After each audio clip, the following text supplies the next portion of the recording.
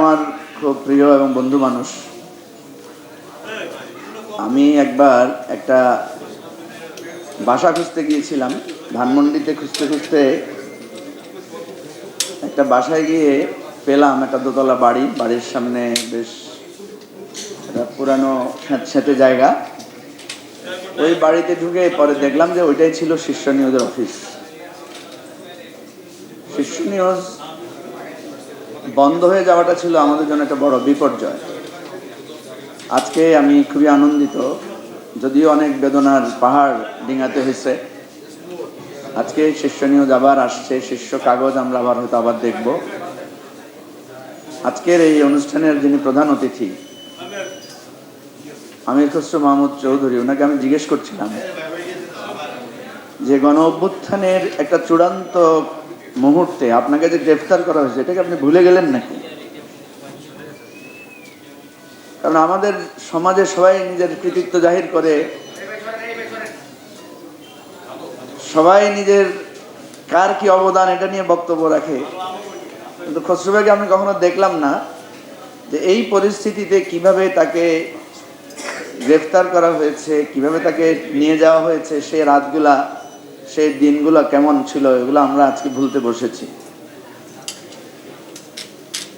উনি বললেন যে নিজের কথা কি বলা যায়?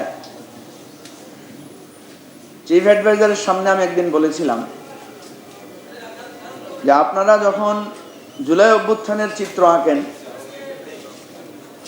নিঃসন্দেহে আবু সাঈদ মুগ্ধের চিত্র আসে, নিঃসন্দেহে ঢাকা বিশ্ববিদ্যালয়ের ছাত্রদের অভ্যুত্থানের চিত্র আসে। দেশ জুড়ে তোলপাড় ওয়ালটন ফ্রিজ কিনে আপনিও হয়ে যেতে পারেন মিলেনিয়ার। ঢাকা, চট্টগ্রাম, খুলনা, সিলেট, যেখানে যেখানে ব্লাডশেড হয়েছে, নৃশংসতা হয়েছে, সেগুলোর চিত্র আসে। এগুলোই আমাদের মন, মগজ, মস্তিষ্কে ধারণ করে। কিন্তু জুলাই আগস্টে যে ট্র্যাজিক দিকটা ছিল, যে রাজনৈতিক নেতাদেরকে গ্রেফতার করা, তাদেরকে একটা নির্মম, তাদের পরিবারের উপরে যে নির্দয় নির্যাতনগুলো হয়েছে, সেগুলোর একটা চিত্র বা ভাষা কখনো দেখি না। কোনো ছবিতে আমরা দেখি না যে আমির খসরু মাহমুদ চৌধুরী, নজরুল ইসলাম খান বা আপনার জামাতের যে সেক্রেটারি বা জামাতের নায়েবে আমির বা নুরুল হক নূর বা আমরা যারা সেই সময়ে একটা অনিশ্চিত জীবনে ছিলাম, আমাদেরকে যখন গ্রেফতার করে নিয়ে যাওয়া হয়েছে, সত্যিকার অর্থে আমরা ভেবেছি যে আর কখনো আলোর মুখ আমরা দেখব কিনা।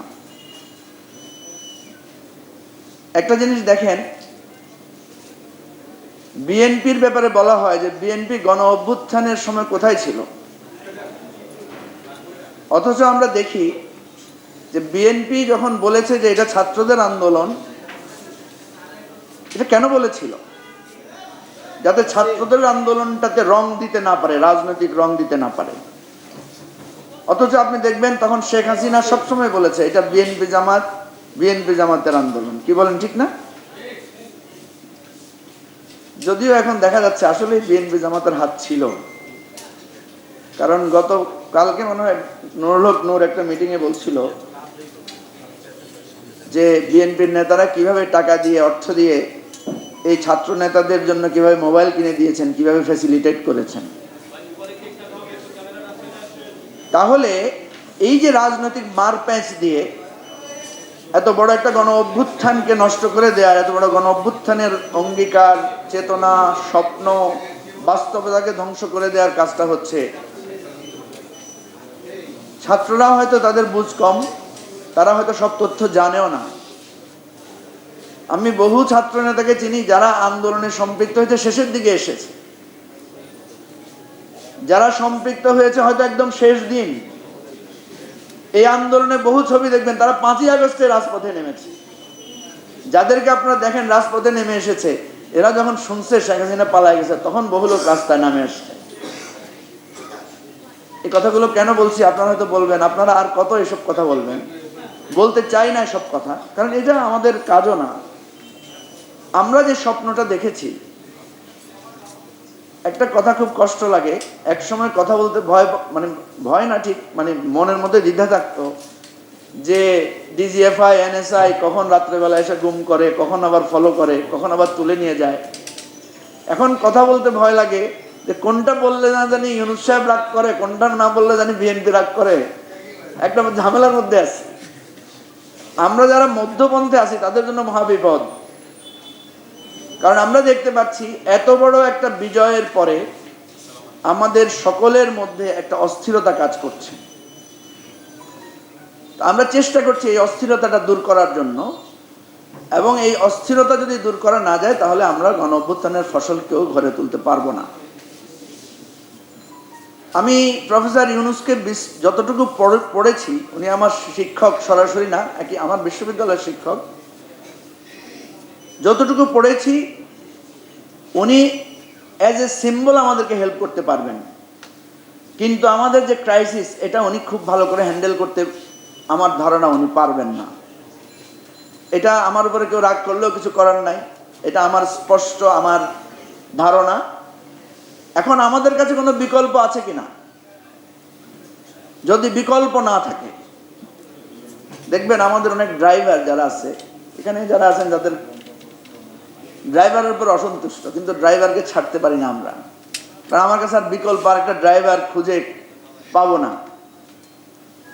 তো সুতরাং আমাদের চাওয়া এবং পাওয়া এবং বিশ্লেষণটা আমি খুব গুরুত্ব দিয়ে মনে করি, এখানে জাতীয় নেতৃবৃন্দ আছেন বলে বলছি, যে আমরা যে প্রত্যাশাটা চাই ওনার কাছে, যে আশাটা আমরা চাই। আমি খুব একটু আগে সাইফুল হক ভাই আর ইসমাইল জবিউল্লাহকে বলছিলাম, প্রফেসর ইউনূসের কাছে যদি আজকে ফ্রান্স থেকে 4 জন আর্টিস্ট আসে নাম করা, দেখবেন উনি ওদের সাথে 1 ঘন্টা সময় দিবেন কথা বলার জন্য, ওদের সাথে ছবি তুলবেন, ওদের সাথে লাঞ্চ করবেন, ওদের সাথে কফি খাবেন, কিন্তু 1-2 জন রাজনীতিবিদ গেলে উনি 5 থেকে 10 মিনিটের বেশি সময় উনি দিতে পারবেন না। এটা ওনার কনসেন্ট্রেশন এইদিকে। সুতরাং এই বাস্তবতাকে নিয়ে আমাদের রাজনৈতিক সমাধান কি হবে সেটা আমাদেরকে নির্ধারণ করতে হবে। আপনারা হয়তো ভাবছেন আমি এত কঠোর সমালোচনা করছি কেন, আমার এটাকে সমালোচনা হিসেবে নিলে সমালোচনা মনে হবে, আর উপলব্ধি হিসেবে যদি দেখেন তাহলে এটা উপলব্ধি, এটা প্রফেসর ইউনূসের সমালোচনা না, এটা প্রফেসর ইউনূস সম্পর্কে আমার এক ধরনের কনক্লুশন। উনি যেই পথের লোক, উনি যেই চিন্তার লোক, এবং এটা উনি সরলভাবে বলেনও যে আমি তো আপনাদের রাষ্ট্র শাসনের লোক না। যাই হোক, আমাদের শীর্ষ কাগজ, শীর্ষ নিউজ এমন একটা সময়ের আমাদের দিকদর্শন ছিল, আমাদের জন্য তারা আমাদের পথ খুলে দিয়েছেন, আমাদেরকে সেই সময়ে আমাদের কণ্ঠ হয়ে কথা বলেছেন, আমাদের পক্ষ হয়ে ঢাল হয়ে নির্যাতন ভোগ করেছেন। আমরা তাদের জন্য শুধু সহানুভূতি দেখাতে পেরেছি, এর বেশি কিছু করতে পারিনি। দুর্ভাগ্যজনক হচ্ছে যখন রাষ্ট্রমুক্ত হয়েছে, যখন ফ্যাসিবাদ মুক্ত হয়েছে, তখনও তাদেরকে আবার লড়াই করতে হয়েছে, তাদেরকে অনুকম্পার দরখাস্ত নিয়ে যেতে হয়েছে। আপনি জানেন, আমি একটা টেলিভিশনের গুরুত্বপূর্ণ দায়িত্বে ছিলাম, যেই দায়িত্বকালীন সময়ে আমার টেলিভিশন আমার চোখের সামনে দিয়ে বন্ধ হয়েছে। সেই টেলিভিশনের জন্য আমার দেশ এই নতুনভাবে মুক্ত হওয়ার পরে যখন আমার বন্ধুরা আসলেন আবেদন করার জন্য সরকারের কাছে, আমি বলছি নো, আমরা আবেদন করব না। এই রাষ্ট্রের কাছে কেন আমি আবেদন করব?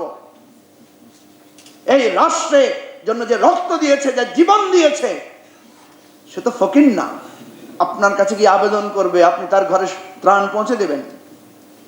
আজকে প্রত্যেকের এই যে কথা বলা, এই যে ক্ষমতা, এই যে গাড়িতে পতাকা উঠানো, সেগুলোর পিছনে কি শীর্ষ নিউজের অবদান নাই? সেগুলোর পিছনে কি সকলের তিল তিল করে শ্রম নাই?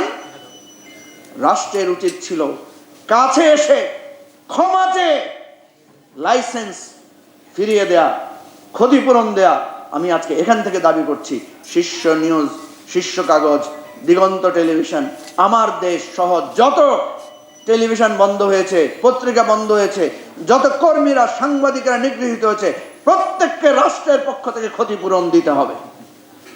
এবং আমরা যেভাবে ছিলাম, লড়াই করেছি, লড়াই চালিয়ে যাব, এটাই আমাদের অঙ্গীকার।